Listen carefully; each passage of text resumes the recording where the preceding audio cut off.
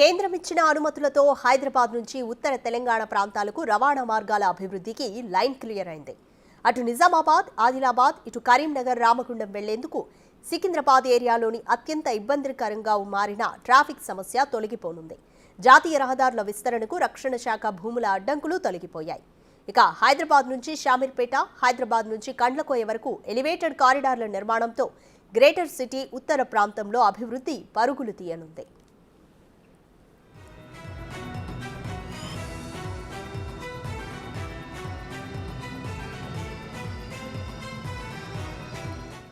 గత ప్రభుత్వం కేంద్రంతో అనుసరించిన అహంకారపూరిత వైఖరితోనే ఎలివేటెడ్ కారిడార్ల అనుమతి ప్రక్రియ నిలిచిపోయింది.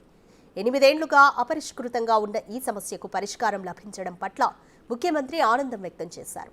కేవలం 80 రోజుల కొత్త ప్రభుత్వం ఈ అనుమతులు సాధించడంపై రాష్ట్ర ప్రభుత్వంపై ప్రశంసలు వెల్లువెత్తుతున్నాయి. ఢిల్లీకి వెళ్లినప్పుడల్లా రాష్ట్రానికి కావాల్సిన అవసరాల కోసం కేంద్ర మంత్రులను కలిసి సీఎం లేఖలు అందించిన విషయాన్ని గుర్తు చేశారు.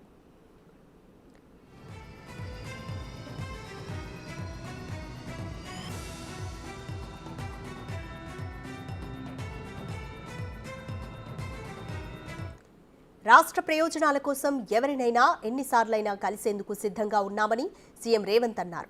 రాష్ట్ర అభివృద్ధి కోసం కేంద్రంతో సన్నిహిత స్నేహ సంబంధాలను కొనసాగిస్తామని చెప్పారు. రాజకీయ వైషమ్యాలు, పార్టీల సిద్ధాంతాలేవైనా తెలంగాణ ప్రాంత ప్రయోజనాలే తమకు అత్యంత ప్రాధాన్యమని ముఖ్యమంత్రి మరోసారి స్పష్టం చేశారు.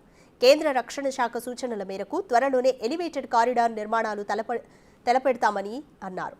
ఈ సందర్భంగా సీఎం రేవంత్, ప్రధాని మోదీ, రక్షణ మంత్రి రాజ్నాథ్ సింగ్ సహా రక్షణ శాఖ అధికారులకు కృతజ్ఞతలు తెలిపారు.